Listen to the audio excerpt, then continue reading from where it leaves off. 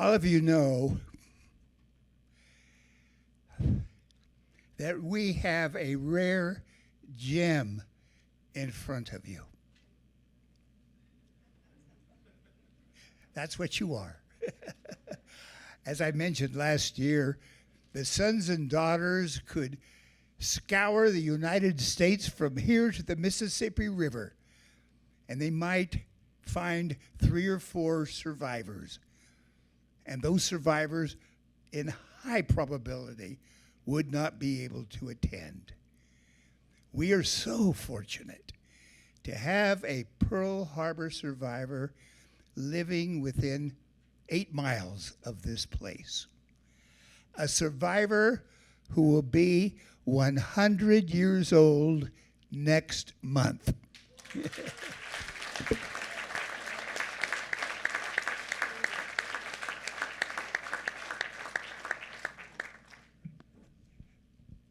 Many of you who've been here over the years, you're familiar with Chuck because he's spoken here at least 10 times and given us a stirring rendition of the attack on Pearl Harbor and the attack on him personally. He was stationed at Ford Island, right in the middle of Pearl Harbor when the attack began, as a member of an aviation unit on Ford Island. Chuck has given us that account, and he's also showed in his talks his personal attachment to those who died on that day and his fellowship with those who, like him, survived. And he also has an emotional attachment, of course, to the beacon, like maybe no other person can even have such an attachment as a Pearl Harbor survivor. So I feel very privileged in introducing to you Pearl Harbor survivor Earl Chuck Kohler.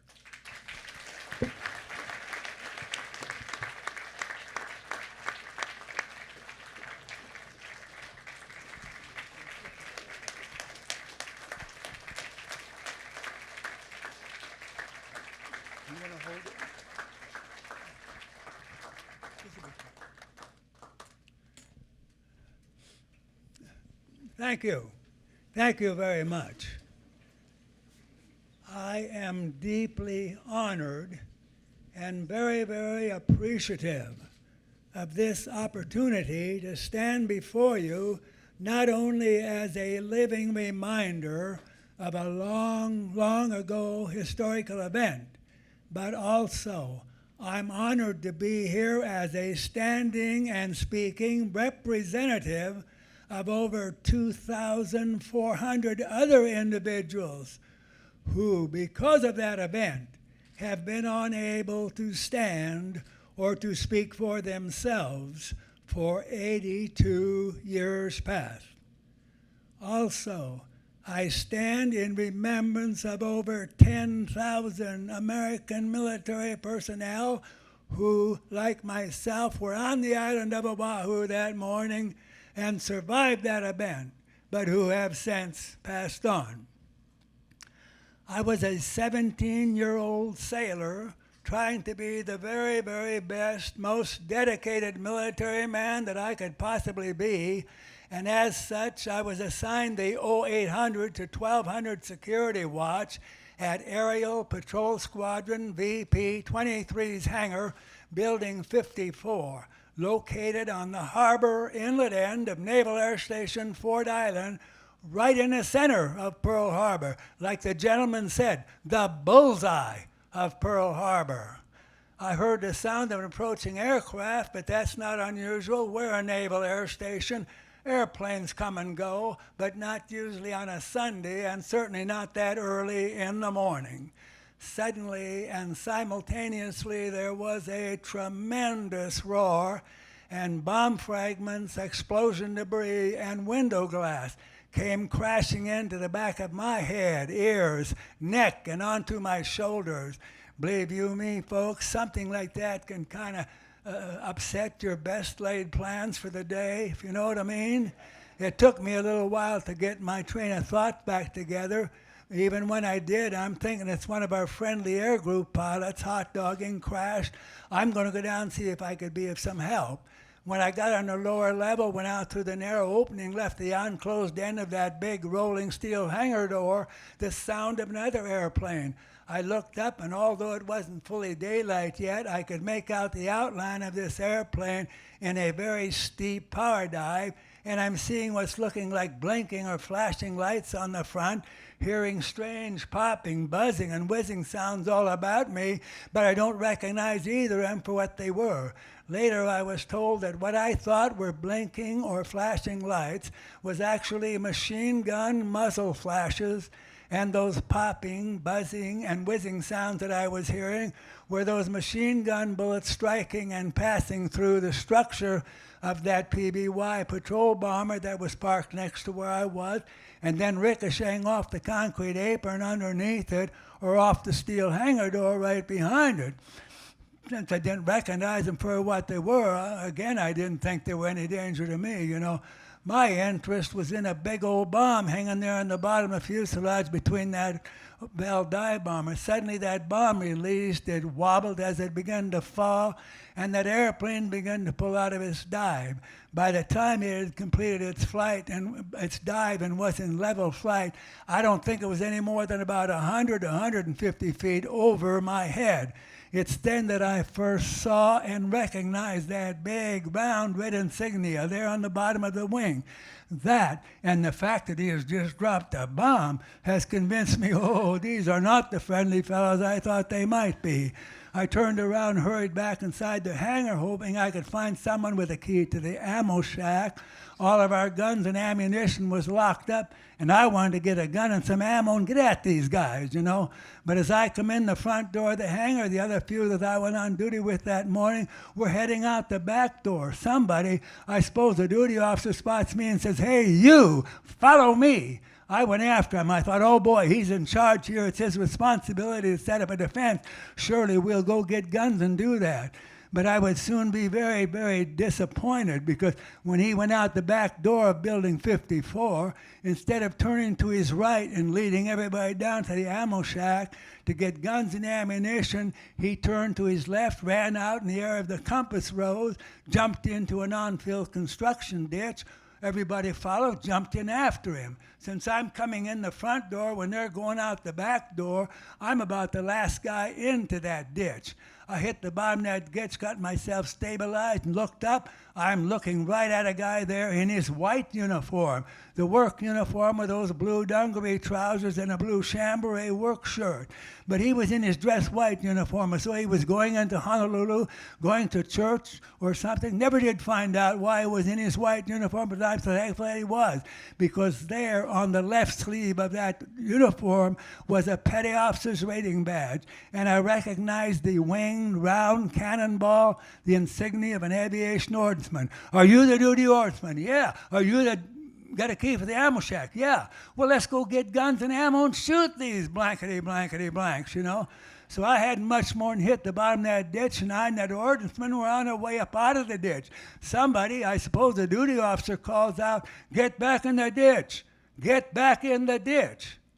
I don't want to be in that ditch. We're military men. We should be putting up a defense. We shouldn't be here in this ditch. Besides, I know this is the beginning of that war that they've been talking about and we've been preparing for. And I'm from a proud family, and I damn well know that if I'm going to lose my life in this battle or any other battle of this war, I would want my family and my country to know that I died fighting, not hiding. We continued upon that ditch, started to run for the... Thank you. We continued about that ditch, started to run for the ammo shack. Then I heard the most unexpected military command directed at myself and the ordnanceman I thought I would ever hear in the military. We weren't running to get out of the action. We were running to get into the action. Anyway, again, somebody, I suppose the duty officer, calls out, "Get back in the ditch or I'll put you on report for disobeying a direct order." Hell's bells. Talk about being between a rock and a hard spot. You know, these guys in these airplanes are machine gunning and dropping bombs, trying to do as much damage as they could, and maybe as a little collateral damage, kill a few of us. And our own duty officer sheltering here in the ditch is threatening us with military discipline for wanting to defend ourselves? I couldn't believe it. With total and complete disregard for the threat of military discipline, with total and complete disregard for the fact that aerial bombs and machine gun bullets were raining down on the hangar to where we were running, we continued to run. We made it to the ammo shack. The ordnanceman unlocked the door, let himself in. I'm right behind him. What do you want? Give me a 50 caliber machine gun. Well, I'm a recent farm boy. The biggest gun I'm used to firing is a little shoulder-fired 22 caliber rifle. This is not a shoulder-fired gun. It's a fixed-mount machine gun. Hell, man, it looked to me like a cannon without wheels, you know. But I took it as best I could, most likely cradled it in my arms, turned and started for the door. By now, I guess a few other brave souls, they hadn't ought to be in that ditch either, and they'd followed us to the ammo shack. The guy coming in the door was taller than I, huskier built. I just offloaded that machine gun to him, saying, "Here, take it to the PBY parked in front of 23's hangar. I'll get the ammo." He looked a bit surprised, but he took it, turned around, and out the door he went. I turned around there again. I'm so grateful and thankful for that aviation ordnanceman, because when I turned around, he was just setting 2 canisters of 50 caliber ammo up on the counter. I grabbed those 2 canisters of ammunition, turned, and out the door I went. Now, I'm not a runner or sprinter, never have been, but I guarantee you, I beat the guy with a gun to the airplane. We were approaching that airplane from the port side, basically the southeasterly direction, the same direction that the attacking aircraft were approaching from. But the ladder to get into the airplane was hanging from the starboard gun blister. I ran around the backside, set those canisters down, started up the ladder. I don't think I got more than a couple of rungs when it dawned on me, hey, if I get up inside this airplane, am I going to be strong enough to pull that big old gun up inside?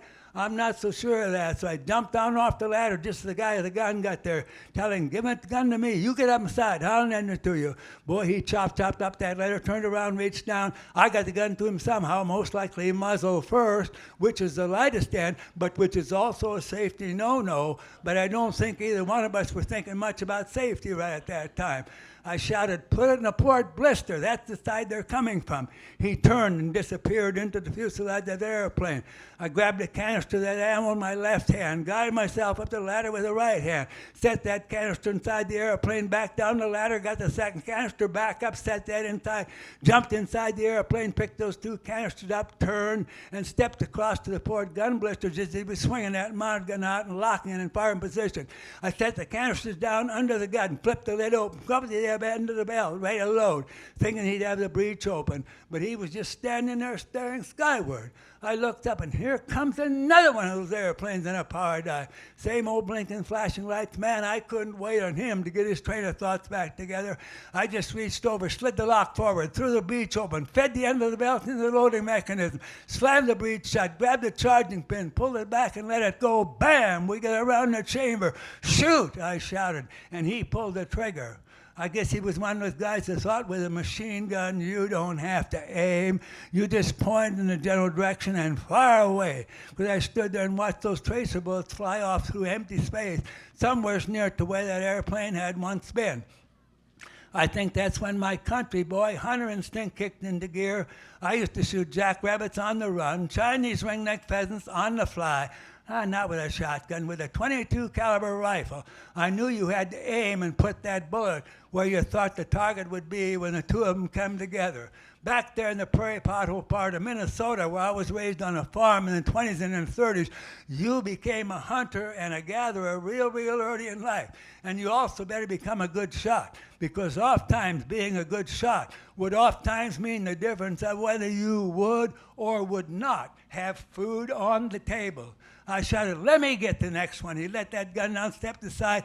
I grabbed it, brought it back up to firing position. Just as I did, here comes another one of those airplanes in a power dive. Boy, I got a bead in the lead, and I squeezed the trigger. I continued leading and firing. All the while that airplane come down, completed its power dive, pulled out into level flight, passed just overhead. I watched those tracer bullets fly through the air, and it looked like every one of them went into the round opening on the front of that old radial engine air-cooled dive bomber, then stitch to stitch right down the bottom of the fuselage. Now, some of you know and remember that following each one of those tracer bullets, there were 4 regular bullets. Another tracer, 4 more regular bullets. So I know here and I know here that I did some damage to that aircraft, but you're not going to be watching him because he's no longer a threat. He's going away. If you want to survive, you damn well better be looking for the next one that's coming at you. I bring that gun back down. I'm looking for another one in the power dive. I don't see any power dive. Oh, there's one. There's one out over the channel, maybe 2 city blocks away, well within the range of a 50 caliber machine gun. He's not in a power dive, but in steep banking and descending left turn as though he's getting ready to make another machine gun run on our area. Because he's in that banking turn, I can see the cockpit 6 or 8 feet behind the front of that airplane. I figure at that distance and at that speed, if I use the front of that airplane as my aiming point, I'm going to get some rounds into the fuselage, maybe even into the cockpit. And believe you me, folks, if you can get a couple of 50 caliber slugs bouncing around inside that cockpit with that pilot, you're going to give him something else to think about besides coming back and machine gunning your area a second time. I maintained that lead squeezer trigger, but I don't think I got off more than about 6 or 8, maybe a dozen rounds at the most. But I saw at least 2 of those bullets disappear into the fuselage, and when into that fuselage of that airplane, and when they did, that airplane did a steep banking and descending right turn and was gone from my field of fire. No more aircraft came back to bomb or to strafe our end of the island that morning. I stayed at that gun, and I got to fire more bursts at other aircraft as they too passed through my limited field of fire. But by now, our own aircraft parked on the ramps and on the apron and adjacent hangar building 6, hangar 1, all of which were between where I was firing from there in front of building 54 and where the USS Nevada was heading in the area of Hospital Point. Those airplanes in that hangar were beginning to burn so fiercely, putting up some heavy clouds of black smoke that just obliterated that field of fire. We are here tonight and the beacon lighting, and I am going to pay a tribute to that beacon lighting because it means so much to me. And I'm making a promise to Ted Clements because of that, how much it means to me. I'm prepared to make a donation of $100 for every December 7th that you light that beacon. And I'm going to make it retroactive back to 1964. So I have a check for $6,000 here in my pocket. Keep it burning, will you? Oh, okay. Keep it.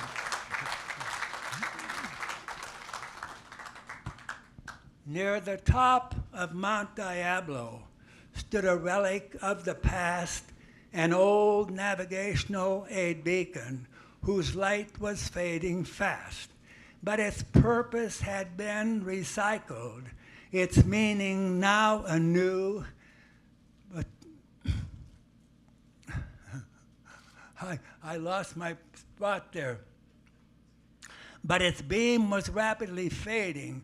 Was there anything anyone could do?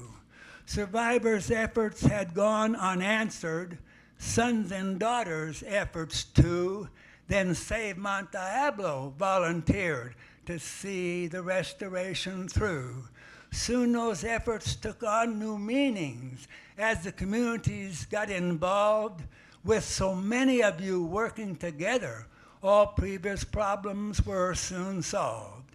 Now that beacon shines more brightly, even more so than before, and we hope it will always do so, now and forevermore. Those victims applaud and salute each of you for what you have done. Navy, Marine Corps, Army Air Corps, Coast Guard, each and every one. And those few of us who still survive are eternally grateful too, knowing those lost will be remembered because of all of you. When our time comes to join with them again, we'll just be moving on, but we can go remembering your promise to us that even after all the survivors have gone, in honor and in remembrance of all those lost, the beacon lighting will go on. Thank you. Thank you so much. Thank you.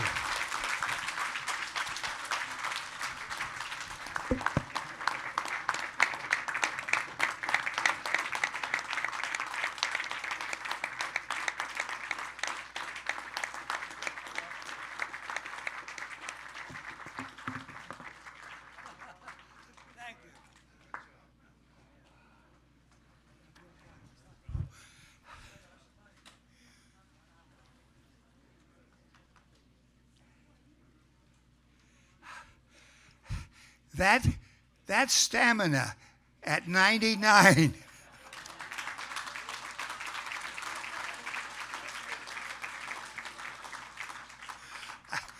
Chuck, you can sell some of that stamina. Oh my God. But he's always been that way, hasn't he? You people have heard him for years. He has the stamina of a young man. And we're so grateful to hear you once again, Chuck. I would like to acknowledge his right-hand man who's sitting to his left, his number one son, and driver, Mike Kohler.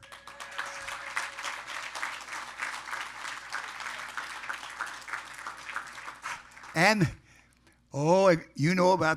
some of you know about the Kohler clan that Judy and Chuck started. And I just checked with Mike, and it's up to 64 descendants.